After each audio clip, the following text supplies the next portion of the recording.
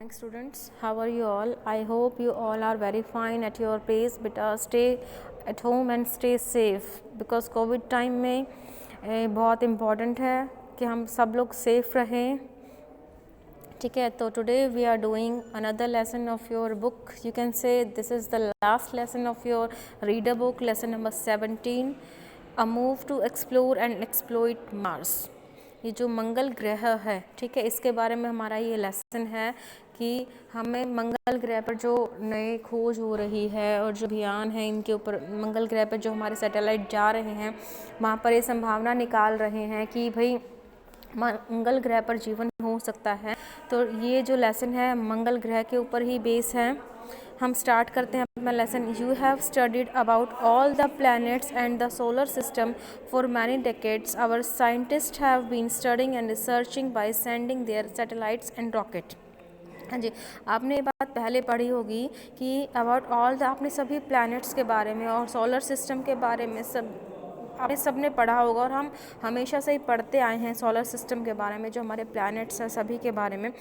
Our scientist have been studying the and researching by sending their satellites and rockets. और जो हमारी इन planets पे हमारे जो साइंटिस्ट हैं वो अपने रॉकेट्स भेजते हैं, सैटेलाइट्स भेजते हैं कि उनके एटमॉस्फेयर की स्टडी करने के लिए, ये फाइंड आउट करने के लिए कि वहाँ पर ऑक्सीजन है या नहीं है, वहाँ पर उसका जो सरफेस है वो कैसा है, कौन सी गैस वहाँ पर है.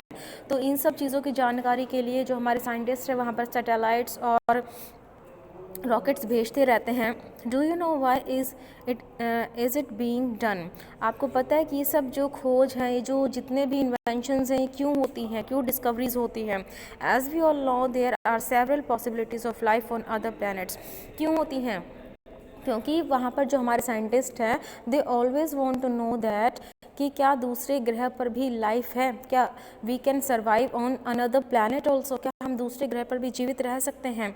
And Mars is the most possible planet. और हमारे साइंटिस्ट के पॉइंट ऑफ व्यू में जो मार्स है is very suitable planet for the human being.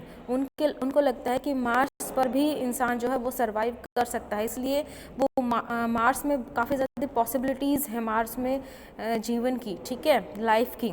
इसलिए वो उन्होंने मार्स, एक मंगल अभियान, जो आपको पिक्चर भी आपने देखी थी, देखी होगी शायद, मंगल अभियान वाली, मंगलयान वाली, ठीक है. तो ये वही है मंगलयान और मंगल ग्रह के बारे में ये लेसन है. Mars would turn out to be our home away from NASA if NASA multi-billion-dollar research program to terraform the red planet.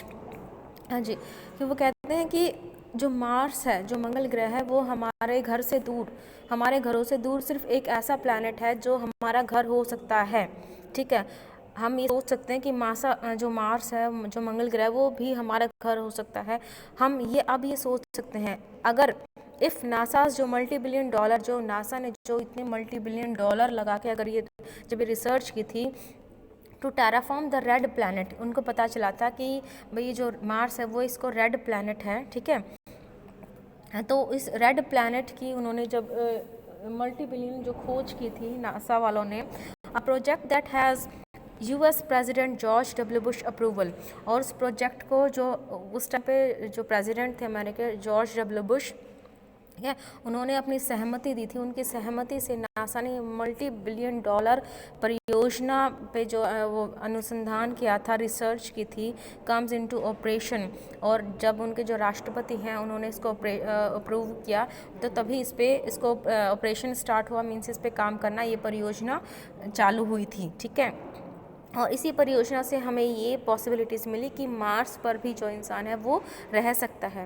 The project would aim to alter the climate on Mars over a period of time to resemble our own planet. हाँ जी, और वो जो project था, जो वो परियोजना थी, उसका क्या एम था? एम होता है बेटा लक्ष्य, ठीक है. द प्रोजेक्ट वुड एम, उसका क्या लक्ष्य था? टू अल्टर होता है बेटा चेंज करना. The project would aim to alter the climate, कि जो हमारे मार्स की जो क्लाइमेट है, जो उसकी जलवायु है, जो उसका वातावरण है, ठीक है, जलवायु जो है, over a period of time to resemble our own planet, कि उसकी भी जो जलवायु है, जिस तरीके से हमारे गर्मी में अलग हमारी जलवायु होती है, ठीक है, ठंडी हो जाती है, और गर्मी में हमें गर्मी लगती है और ठंड में हमारे जो ठंडा वातावरण हो जाता है, हमारी जलवायु ठंडी हो जाती है, ठीक है, स्नोफॉल वगैरह होती है। तो वो कहते हैं कि इसी जिस तरीके से टाइम टू टाइम और टाइम पीरियड के डिफरेंस में जैसे हमारी जलवायु में परिवर्तन होता है, मार्स की भी जलवायु में परिवर्तन होता है। So that if need be, और अगर इसीलिए ज़रूरत पड़ी, we can live there without the help of life support system. तो कहते हैं कि अगर ज़रूरत पड़ी तो हम बिना लाइफ सपोर्ट सिस्टम के भी हम वहाँ पर जीवित रह सकते हैं। At present, the Martian atmospheric pressure is barely 1/100th of Earth, making it impossible for us and other earthly life forms to survive on its cold and dry terrain. हाँ जी, कहते हैं एट प्रेजेंट, अब इस present time में, at present इस time में जो Martian जो एटमॉस्फेयर, जो मंगल का जो एटमॉस्फेयर है, जो वातावरण का प्रेशर है, जो वातावरण की जो वायुमंडल दाब आप कह सकते हैं, ठीक है, जो एटमॉस्फेरिक प्रेशर है, जो वायुमंडल दाब है, वो मुश्किल से जो अर्थ का जो वायुमंडल का प्रेशर है, जो उसका एटमॉस्फेरिक प्रेशर है, उसका 100वां भाग है, मुश्किल से बहुत कम है वहाँ का जो प्रेशर है, और जो अर्थ का प्रेशर देखेंगे उससे it is impossible for making it impossible for us. और यही एक रीज़न है कि जो वायुमंडलीय जो दाब मंगल ग्रह का है और जो अर्थ का है, ठीक है, और यही रीज़न है कि जो वो इम्पॉसिबल बनाता है हम लोगों के लिए and other earthly life forms to survive on its cold and dry ton. और जो मंगल ग्रह का जो एटमॉस्फेयर है वो बिल्कुल ड्राई है, सूखा है, और बहुत ज़्यादा ठंड है वहाँ पर। तो जब वहाँ पर प्रेशर ही नहीं होगा, एटमॉस्फेरिक प्रेशर ही नहीं होगा, वायुमंडल दाब ही नहीं होगा, तो जाहिर सी बात है वहाँ पर ज़्यादा ठंड होगी। और ज़्यादा ठंड में क्या हम इंसान सरवाइव कर सकते हैं? बिल्कुल भी नहीं, ठीक है। तो कहते हैं कि सिर्फ यही चीज़ है कि हम जो इंसान है वहाँ पर सरवाइव को जो मुश्किल बनाता है, ठीक है, लाइफ के एग्जिस्टिंग को वो थोड़ा सा मुश्किल बनाता है। With its low atmospheric pressure, जो इसका जो बहुत कम ही जो एटमॉस्फेरिक प्रेशर है, जो वायुमंडलीय दाब है, Mars harmful ultraviolet radiation, और जो मार्स जो मंगल ग्रह से जो आने वाले जो अल्ट्रा वायलेट जो रेडिएशन है, अल्ट्रा वायलेट रेज हैं, and temperature here can plunge to as low as -60 degree Celsius. और जो यहाँ का टेम्परेचर है, जो तापमान है, वो 60 डिग्री तक वो नीचे चला जाता है, लुढ़क जाता है पारा, ठीक है। However recent robotic Mars mission have found exciting new evidence to support the theory that the red planet was once rich in water. हाँ जी, और पहले की जो हमारी जो अभी हमारे रोबोट्स वगैरह हमने सैटेलाइट्स के थ्रू भेजे हैं ऊपर मंगल ग्रह पर, जो हमारा मंगलयान हुआ था, तो उससे हमारे कुछ एक्साइटिंग, कुछ मज़ेदार से हमें सबूत मिले हैं वहाँ पर रेड प्लैनेट के बारे में, कि जो रेड प्लैनेट है कभी पानी में, मीन्स वहाँ पर पानी के बहुत अच्छे अच्छे स्रोत थे, ठीक है, वहाँ पर उस रेड प्लैनेट पर, मार्स पर ओशन, समुद्र भी था, नदियाँ भी हैं थी वहाँ पर, झरने भी थे, ठीक है। वो ऐसे कैसे जैसे हमारे यहाँ पर है ना अर्थ पे, तो वहाँ पर भी हुआ करते थे। हमें अभी ये जो रोबोट गए हैं ऊपर मंगलयान पे, तो वहाँ से कुछ एक्साइटिंग हमें नए फैक्ट्स मिले हैं, हमारे सामने आए हैं। Another interesting development is that, और जो दूसरा एक मज़ेदार डेवलपमेंट जो विकास है वो क्या है, द स्पेस ऑर्बिटर ऑब्जर्वेशन। जो हमारा जो स्पेस ऑर्बिटर होते हैं, जो धुरी के जो ऑब्जर्व करते हैं, जो हमारे धुरी है, जो हमारी ऑर्बिट होती है, ठीक है, स्पेस की, उससे जो ऑब्जर्व करते हैं, एंड टेलीस्कोप स्टडीज़, और जो टेलीस्कोप से हम स्टडी करते हैं, दूरबीन से जो हम स्टडी करते हैं, from the ground have detected small amount of methane in the Martian atmosphere. और जो ये ऑब्ज़र्व करते हैं, ऑब्जर्वेशन से और जो टेलीस्कोप की स्टडी से हमें ये पता चला है कि उन्होंने थोड़ा सा हिस्से में देखा कि वहाँ पर थोड़ी बहुत मात्रा में small amount of methane gas वहाँ पर मिली है।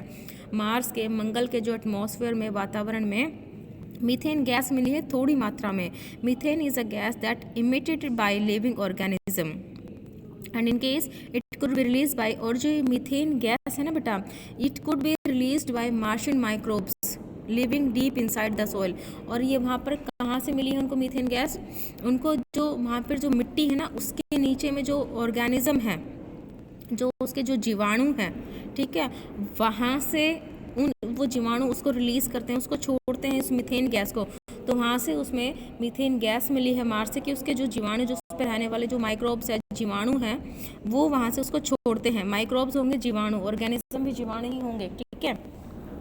These organism could be the last of the Martians। वो कहते हैं कि मंगल ग्रह पर ये जो जीवाणु हैं ये लास्ट हो सकते हैं, मीन्स आखिरी भी हो सकते हैं, इसके बाद शायद क्या पता कभी और कुछ हो या ना भी हो। तो कहते हैं दीज कुड बी लास्ट, वो लास्ट हो सकते हैं, मीन्स उनकी जो जनरेशन है वो लास्ट हो सकती है एज ए गैलेक्टिक एवोल्यूशनरी। और जो एक विकास की जो साइकिल है, एवोल्यूशनरी साइकिल है, विकास क्रम है, that wiped out everything else on the surface of the red planet.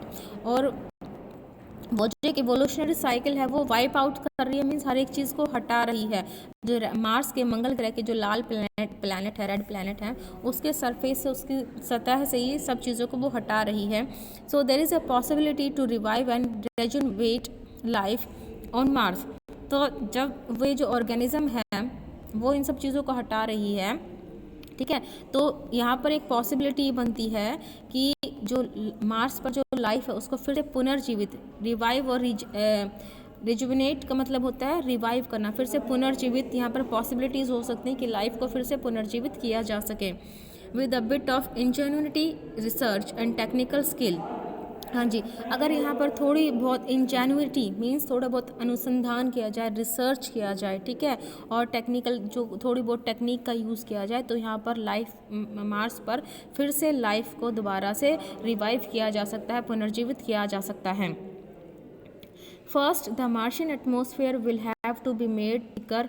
तो पहला क्या करना चाहिए, कहते हैं ना कि रिसर्च होनी चाहिए और टेक्निकल यूज़ होना चाहिए। तो उन्होंने दो पॉइंट लिखे हैं यहाँ पर कि पहला तो क्या करना चाहिए कि जो मंगल का जो एटमॉस्फेयर है, जो वातावरण है, मेड थिकर, उसको थोड़ा सा मोटा, उसको थिक बनाना चाहिए, उसको थोड़ा सा मोटा बनाना चाहिए। और दूसरा second, heating mechanism will have to be put. जो हीटिंग मैकेनिज्म मीन्स जो गर्माहट लाए वहाँ पर, क्योंकि वहाँ पर बहुत ज़्यादा ठंड है ना, तो आइस थोड़ा कोल्ड है जो वहाँ का एटमॉस्फेयर, तो उस एटमॉस्फेयर को इंसान के लिए तो थोड़ा बहुत गर्म वातावरण चाहिए, ठीक है। तो उन्होंने कहा कि जो हीटिंग मैकेनिज्म का यूज़ करना चाहिए, थोड़ी सी गर्माहट लाने के लिए कुछ मशीन्स का यूज़ करना चाहिए in place to melt polar ice. किसके लिए कि जो वहाँ पर उनके जो पोलर आइस, जो कि उनके ध्रुव पर जो बर्फ़ जम चुकी है उसको पिघलाने के लिए, and make the planet life friendly. और जब वहाँ पर थोड़ी सी गर्मी का आ जाएगा तो इंसान के लिए सबसे सुइटेबल एटमॉस्फेयर वो बन जाएगा, ठीक है। तो वो जो प्लैनेट है वो लाइफ फ्रेंडली बन जाएगा, यानी कि हम human beings, we can survive there earth, sorry, in fact we could find a way to transfer the greenhouse gases. और वास्तव में we could find a way, हमें एक ऐसा तरीका ढूंढना चाहिए to transfer the greenhouse gases, जो हमारे ग्रीन हाउस की गैसेज है, जो हमारे वातावरण की जो गैसेज हैं, दैट आर ओवर हीटिंग अर्थ, जो हमारी अर्थ को बहुत ज़्यादा गर्म कर देती हैं, मीन्स गर्मी कितनी ज़्यादा बढ़ने लगी है अब तो वो क्या हमारे ग्रीन हाउसेज गैसेज का ही जो इफेक्ट है कि हमारी जो गर्मी है वो इतनी ज़्यादा बढ़ने लगी है। तो हमें उन ग्रीन हाउस गैसेस का यूज़ करना चाहिए to trap the here on Mars, कि जो मार्स के पर जो करने के लिए, गर्मी लाने के लिए, यहाँ पर मार्स के टेम्परेचर को थोड़ा सा गर्म करने के लिए हम उन ग्रीन हाउस गैसेस का यूज़ करना चाहिए, ठीक है। नथिंग इज़ इम्पॉसिबल, कुछ भी इम्पॉसिबल नहीं है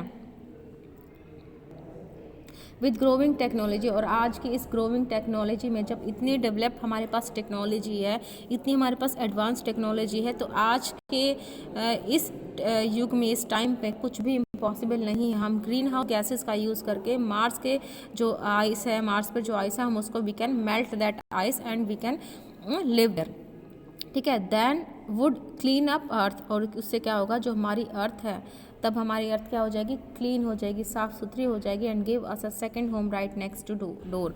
और हमें एक दूसरा घर मिल जाएगा बिल्कुल हमारे सामने ही, मीन्स अर्थ के सामने ही हमें दूसरा घर मिल जाएगा रहने के लिए। वो कौन सा होगा, मार्स, रेड प्लैनेट, ठीक है। तो इसका बस यही पैराग्राफ हम करते हैं। इसके बाद कल मैं आपको सेकेंड पैराग्राफ, सेकेंड जो है पेज, दोनों ही जो एक्सट्रैक्ट है बेटा ये टाइम्स ऑफ इंडिया न्यूज़पेपर से लिए गए हैं, ठीक है, टाइम्स ऑफ इंडिया से ये दोनों लिए गए हैं। तो कल मैं आपको हाफ़ कराऊंगी, आज हाफ़ करा दिया, थोड़ा सा मुश्किल सा चैप्टर है, ठीक है। तो उसको अच्छे से रीड करेंगे और पढ़ेंगे, ठीक है, समझेंगे इसको। Thank you.